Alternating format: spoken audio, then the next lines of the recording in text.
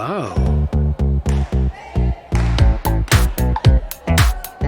Je suis aujourd'hui champion du monde de jeu de balle au tambourin. Je joue au tambourin depuis l'âge de 5 ans. C'est un sport qui est traditionnel et qui est aussi un sport de compétition où deux équipes doivent se renvoyer la balle en adoptant plusieurs stratégies de frappe et défis différents. Donc le tambourin il se pratique en extérieur et en salle. Le but c'est que les deux équipes se renvoient la balle. Les points sont comptés un peu comme au tennis, 15, 30, 45 et ça va en 13 jeux quand même.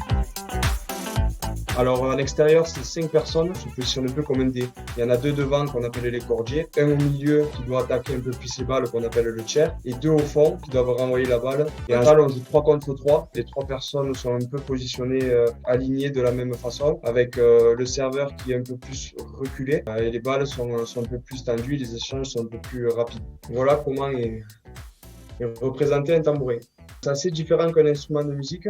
Alors, c'est un tambourin. Alors, comme vous le voyez là, c'est un cercle en plastique de 28 cm de diamètre. Et là, comme vous le voyez, c'est une toile qui est tendue et qui est synthétique. Donc, on entre les 4 doigts dans la poignée et le pouce doit obligatoirement être posé sur le tambourin pour taper la balle de cette façon-là. Pour vous parler un peu plus des spécificités des balles de tambourin, donc à l'extérieur, nous jouons avec une balle en caoutchouc, voilà, qui peut être entre 59 mm et 65 mm de diamètre, suivant les catégories. Voilà, c'est une balle en caoutchouc qui est très dure. Et en salle, nous jouons avec des balles de tennis. Voilà, on dirait c'est des balles de tennis qui sont dépressurisées. C'est un sport qui se rapproche beaucoup du tennis et du paddle. C'est un sport qui reste collectif, mais il est à la fois basé sur des performances individuelles. Mais si on n'a pas un esprit de groupe, on ne peut pas gagner un match.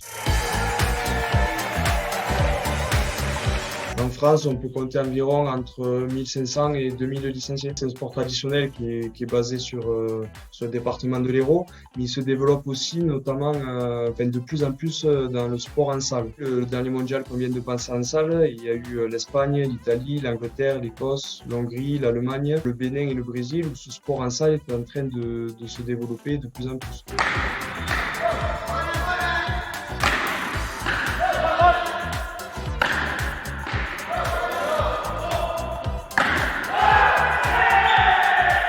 C'est un sport qui nécessite une cohésion d'équipe assez impressionnante. Et si on aime tout ce qui est jeu de précision, jeu de tactique, et en même temps beaucoup de physique sur les déplacements, je vous conseille de venir essayer ce sport, qui est pour moi un sport traditionnel fabuleux et qui ne cesse de se développer.